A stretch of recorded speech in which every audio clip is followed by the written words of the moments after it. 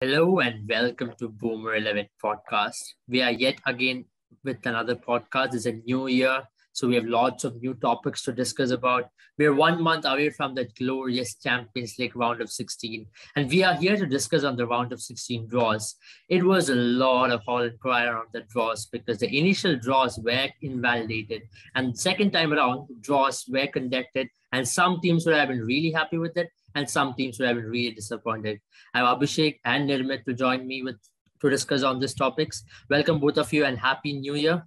First up, I'll get to Abhishek. Abhishek, you saw the draws which went about. What do you really reckon has happened and what could have been done better? Because this is the first time around I'm seeing such a draws being taken place in the UEFA stage. Because never have I ever seen a draw which have been invalidated after it creating such a lot of buzz. We saw one of the big fixtures which created buzz was Manchester United taking on Paris Saint-Germain and all those things. So tell me about it, Abhishek. Mistakes are. First of all, Happy New Year to everyone, to our viewers. And coming to the draw, at some point, it'll never be a smooth sailing. At some point, the mistake is bound to happen. And I have a theory behind it. It's just my own theory. Yeah. And if you look at the last 4 cricket World Cups, let it be T20 or the One Day International. The software that is built to make the draw is always built around having like big names like India and Pakistan playing at least once against each other. Correct. And I feel UEFA also kind of follow the same path because they want Ronaldo and Messi to go against each other again. Right. And of course. It's like the software is built around getting those teams to be in the same group, and it happened. And it happened. And from UEFA's point of view, it made sense because it'll generate a lot of views, generate a lot of people tuning in to watch the match, and just ratings will go higher for them. But somewhere in there, somewhere in there something went wrong, and something went wrong, and they had to redo it again. But not ideal for them, not what they were looking at, obviously. But this sets a precedent. This mistake, this error sets a precedent right now because if it won't happen again because UEFA is that big of an organization that will make sure that they make sure that the software works properly, or whoever they're outsourcing it from should make sure that it works properly and get the big teams together. But I would say this goof up is the first time in history. But me personally, I didn't make a big deal out of it because as per my theory, they wanted United and PSG, Ronaldo and Messi to go head to head again. And they succeeded. But somewhere down the line, they failed. And here we are, with reverse fixtures. That brings me to an interesting question because some of the teams, especially Real Madrid got someone like Benfica. Benfica are a good team. There is no disrespect to them at all. But now they'll be up against a team like Paris Saint-Germain. Nirmit, coming to that question as to whether Real Madrid would be really disappointed now that they are going to face Paris Saint-Germain, and the initial draws really did help them quite a bit. But some of the teams are, they are fine with it. Someone like Manchester City, they'll be coming up against. They were initially faced up against Villarreal, but that's my question. Whether Real Madrid would have preferred the initial draw over the second draw or more teams of that sort. Well, so first of all, Happy New Year to all our viewers and to you, Abhishek, and able to you both as well. And so now, coming back to the question, according to me, the happiest team out of both the draws would have been Chelsea because they got the same draw against Lille. And but if you are talking about Real Madrid, the 13 times European Cup champions, they should not fear anyone. They should go into Champions League knowing that if they want to win the Champions League, they would have to come across the best of teams at some stage of the tournament. If it's in the last 16, so be it. But then again, the only point of contention that Real Madrid and especially Florentino Perez will be having would be that like we got Benfica in the first round, first draw. So why did UEFA goofed up so spectacularly that they had to accept what they did? Like they had a goof up, they had a technical issue, then and had to redraw it, so that the entire process was it was necessary to redraw it because it like the goof up was actually very much visible.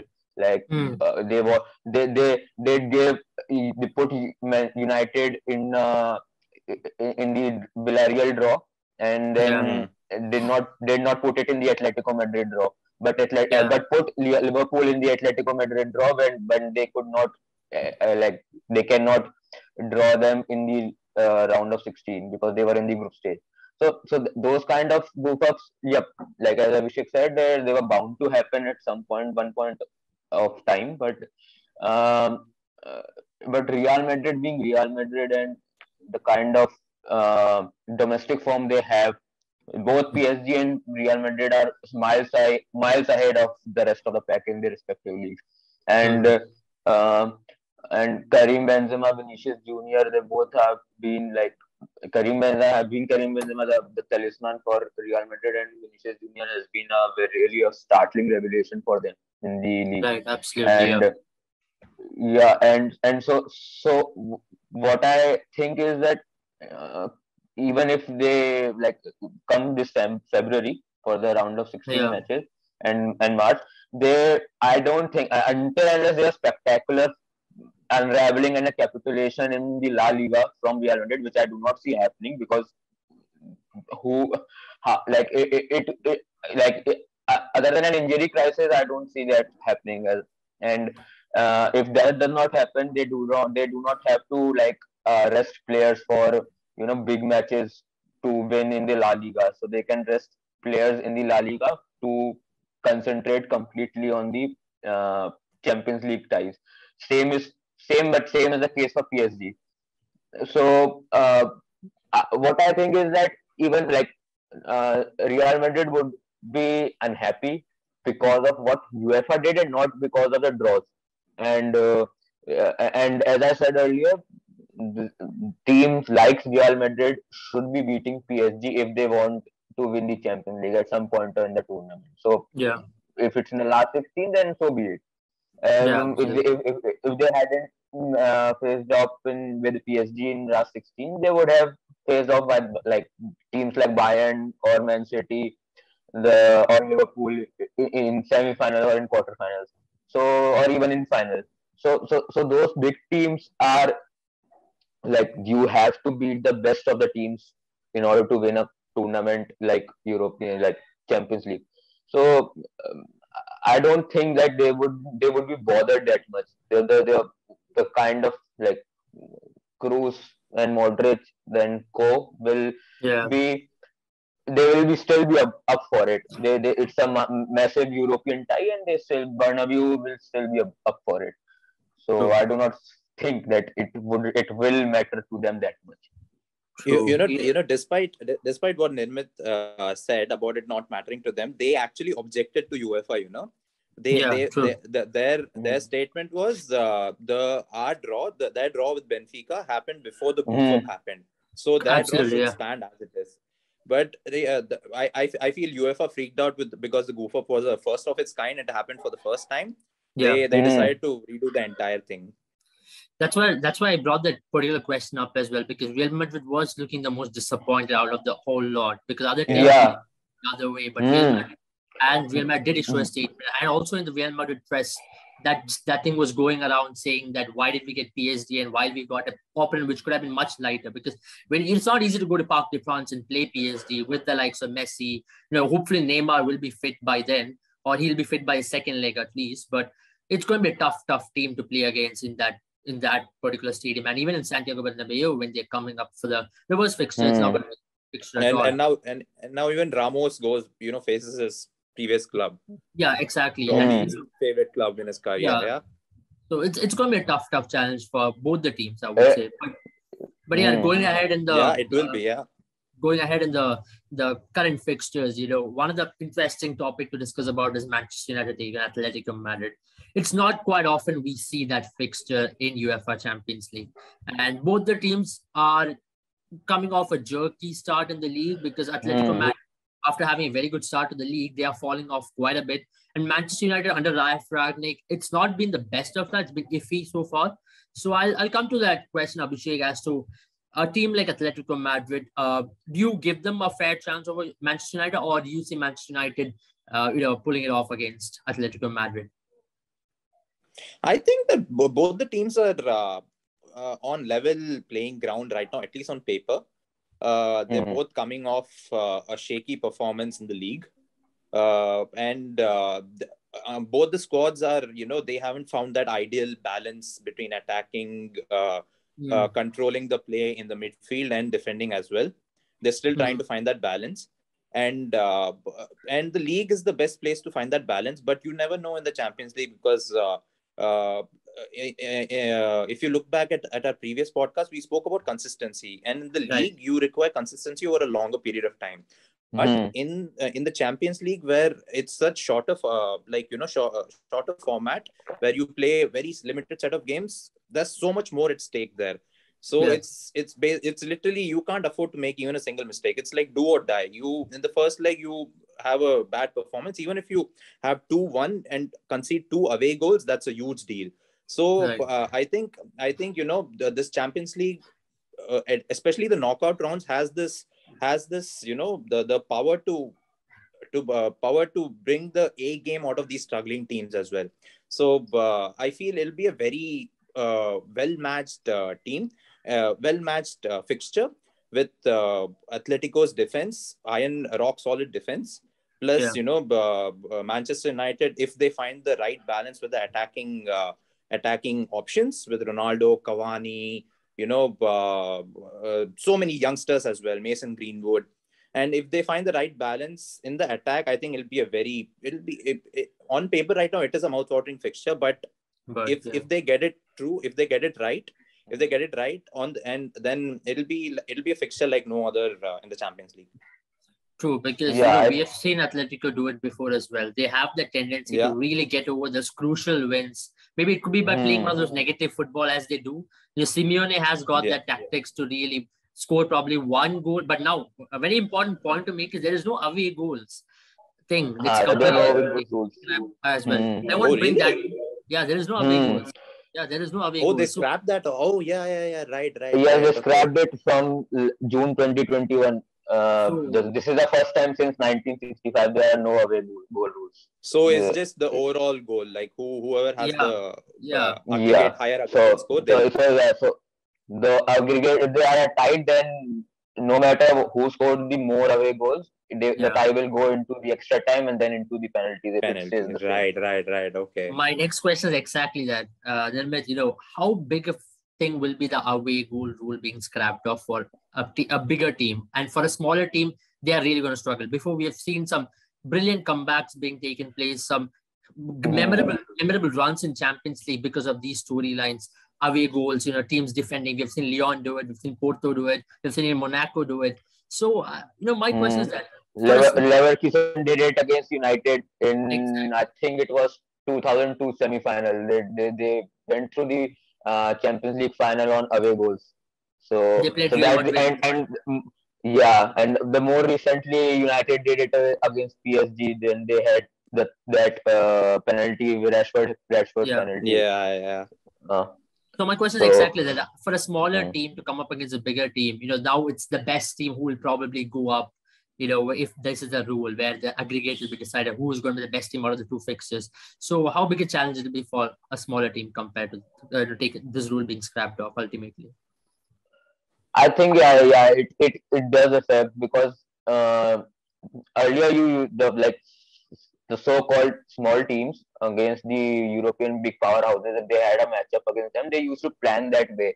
If they had a home tie, then they would have gone very defensive, trying to nick a goal or two, but not like avoiding trying to concede at a home goal or 2 home goals.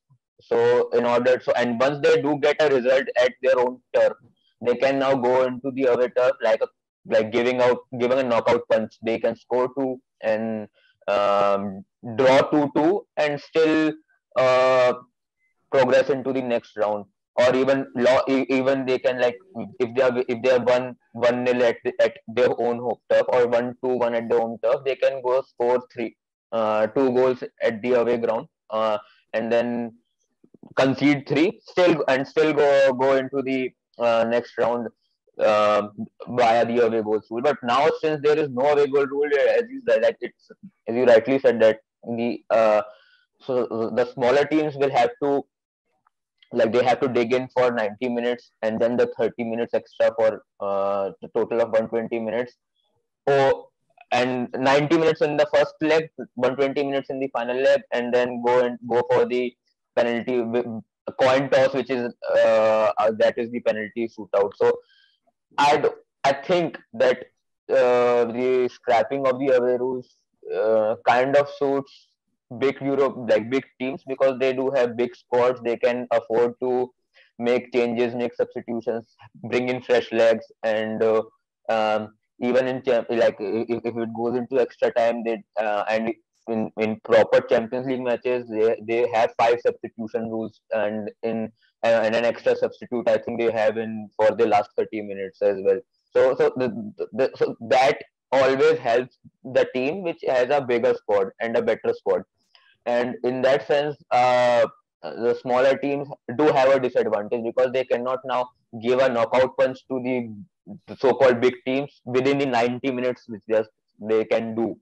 And so like if you are coming back into the most recent memory I have of such a game is it's, well, like Roma did it against Barcelona, and and United did it against PSG. So that so like you can see United in the game, United versus PSG game, the United squad was very much depleted. Like they actually effectively played an under 23 team. So there were players who were, the bench was almost full of academy players only, and even they had to come on as a substitute in the final minutes. So uh, so United that kind of squad, but then again, VAR and the handball and the last minute penalty, that was kind of a knockout blow, which, like, no one saw that coming. PSG were kind of cruising through the tie, and one opportunity, and United actually knocked them out. That kind of, like, the result flipping on its head on a single decision, that will be a rare occurrence once this rule, because this rule is scrapped. So, yeah, absolutely. I know another question which I would like to ask is basically, we've seen a team like Ajax get the complete 18 points. We saw Bayern Munich get 18 points from the group stage, and also Liverpool.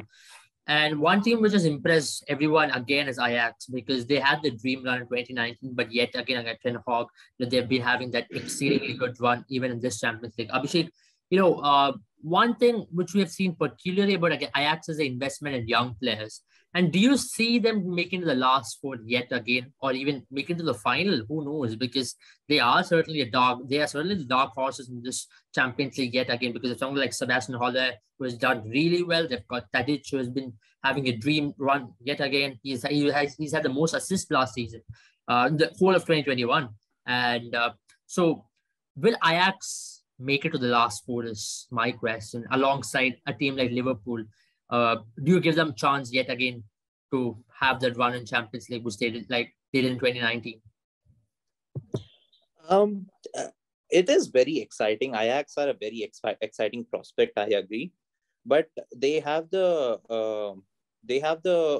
intensity, they have the energy, they have the passion to to prove themselves, and they're full of energy in their legs and in the heart. But all this, I feel, in my opinion, comes with a question mark.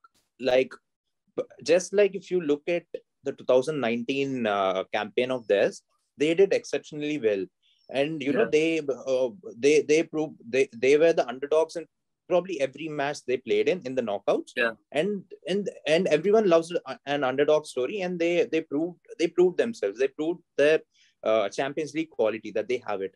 But again, if you draw parallels between that campaign and this campaign, the 2021 campaign, they're walking on a similar path. I would say they have a squad full of energy, full of the will to prove themselves. But when it comes to the group, the crunch time, the crunch situations, like the CL knockouts, I feel you need some bit of experience, because their squad is predominantly filled with youngsters. Youngsters who have not who don't have that exposure and experience to prove that, to carry forward the team in crunch times, like in the Champions League knockout stages. So I feel they would have, I'm sure they will go a long way in the Champions League, even as far as the finals, if I'm trying to be optimistic about them. But I don't see them winning the Champions League yet, because of like I said, drawing the parallels between the 2019 campaign, they don't have that experience and the intensity to stay in there when the crunch, when it matters the most. Like if you look at the Tottenham semi-finals in 2019 campaign, I feel they had a lead. They did exceptionally well in the first leg. They had a lead. I feel they got complacent. They got a little laid back, and then they ended up conceding the goals. And especially in knockout rounds such as that, with such high stakes, youngsters like that have youngsters have the tendency to start thinking negatively once the situation is not going their way. Like you concede the first goal in probably the first 10 minutes, it's easier to not have the same intent and intensity throughout the game. And I feel that's what happened in the 2019 campaign with Tottenham. They probably came in a little relaxed, and their performance dipped. They conceded goals, and that's how they went out. I'm sure they would learn out of it. They have the same manager, and that manager is throwing out results left and right. They're doing well in the league as well. They're second, and just with 1 point difference. 1 point off. So it is a very exciting prospect, but still, everything about them for me comes with a question mark. And I don't see them winning the Champions League just yet. Nirmit, one question again which brings me up is a team like Liverpool and Bayern. They both have done really well in the Champions League, and also we have seen some with the likes of City, Chelsea. Some big names are there in the round of 16. Out of these teams, who do you think are making the top four? Because to make it to the top four is always a hard task, because at one stage or the other, as you earlier mentioned, you will be up against a big team and one team will be on their way out. You don't know. Maybe it could be a small team who will get that result. So out of this big teams who have done really well this season, especially Chelsea from the last season, they did carry on pretty well. But right now in the Premier League, they saw a slight blip. It could be because of, the matches in Premier League is arranged in such a way that players do not get any rest at all. So that's one of the things which managers have been complaining for a very long time as well. So when it comes to that, I've seen the likes of Tuchel really switch on. Their squad also being very, very proactive in getting those results. It could be not a very big result, but they are very good at keeping those clean sheets and moving ahead. So teams like Liverpool, Bayern, City, Chelsea, who do you really reckon are making the top four? And you also got to mind Real Madrid are doing really well as well this season. Yep. So I think the kind of matches, like during the group stages, I saw few matches apart from the United matches, and I was really impressed with how Liverpool played, because I watched their game versus AC Milan at Anfield, and it was a breathtaking game. Yeah, that was one of the games of the season. Yeah, that was a game. One of the games. It was like a proper game of football that it should be. Like Liverpool started the game so damn well that AC Milan did not know what hit them. They were not even they hadn't reached the stadium or the pitch, and they were 2-0 down. So and then they came back right at the end of that first half. They had two opportunities and they absolutely smashed those two opportunities.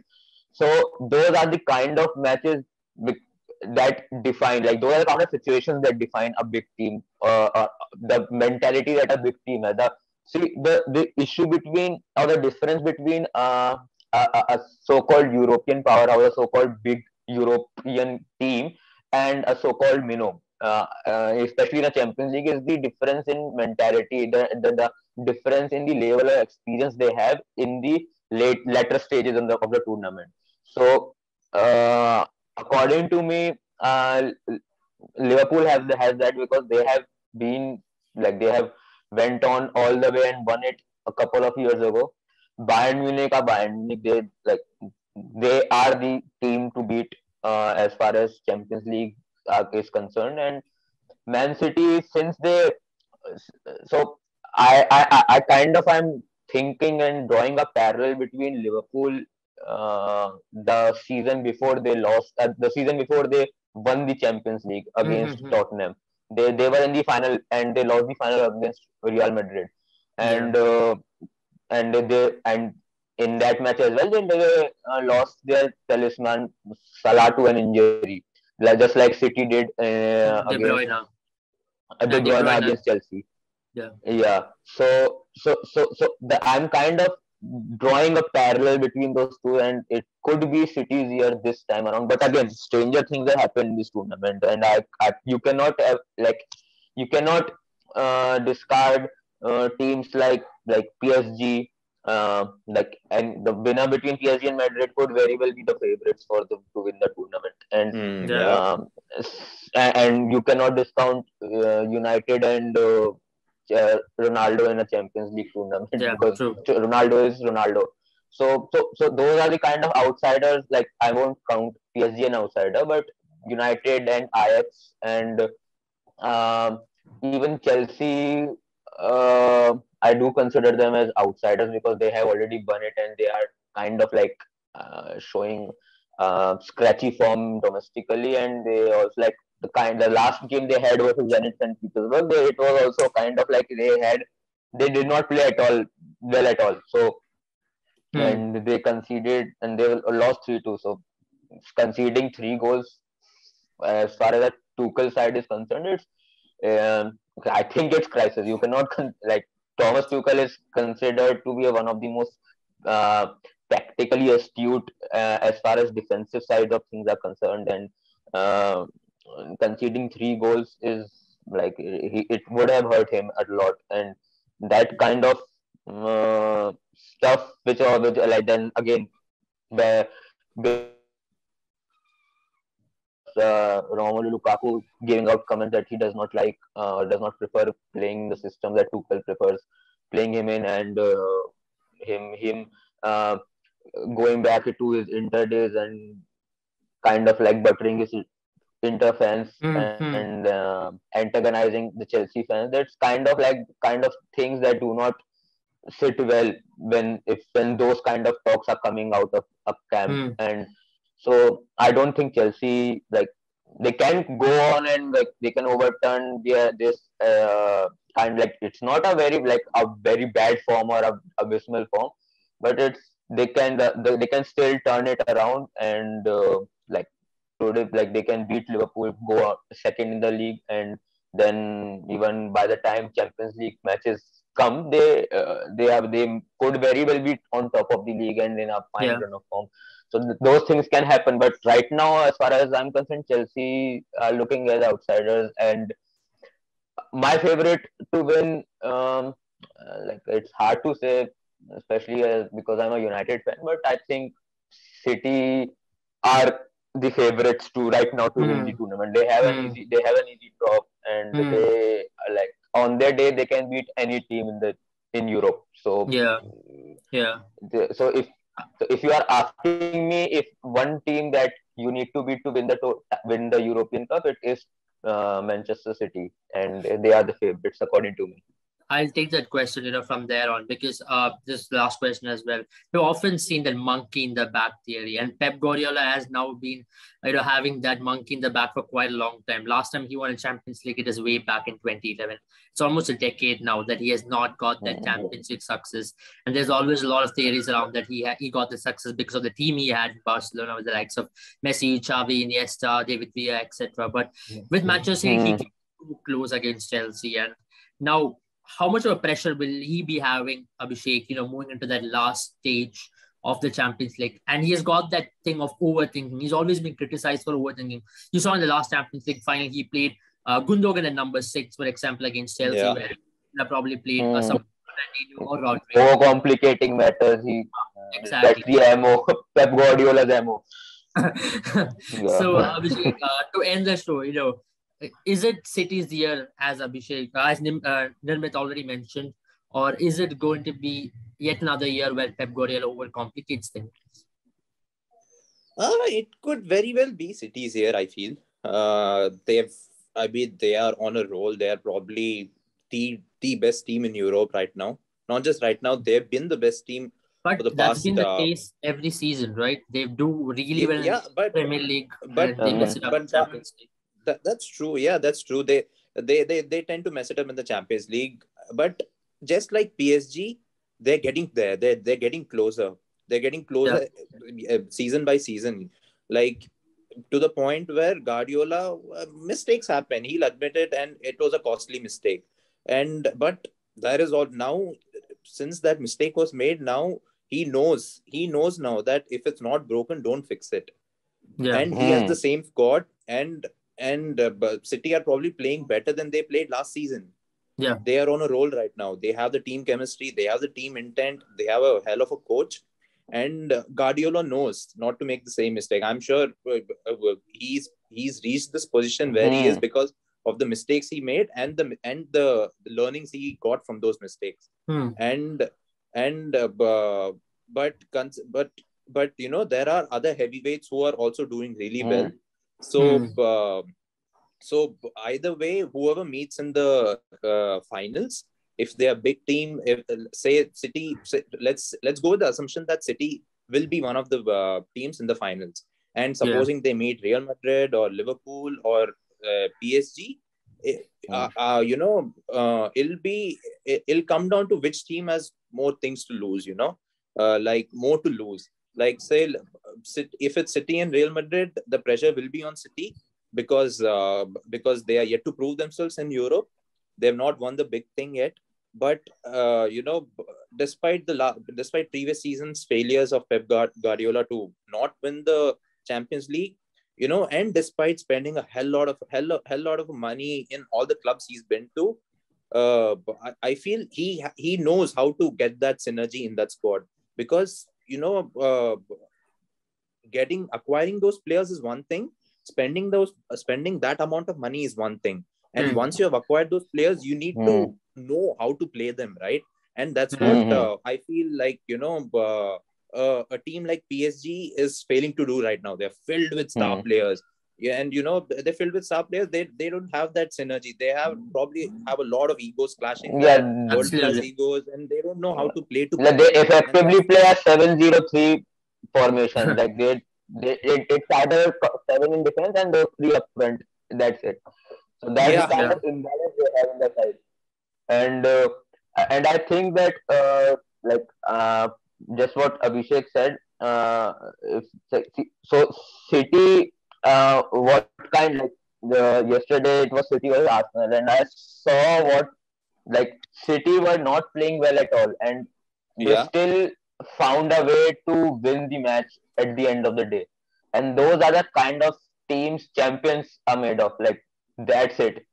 And once you start showing that kind of credentials in a tournament or in the league, that's it. You know that there is something cooking there. And City in the past 2-3 years, they have been on a rampaging form where they have outplayed and outfought and outmaneuvered each and every team in the league. But again, when they haven't come across a situation where it was tough for them, they had to grind out a result.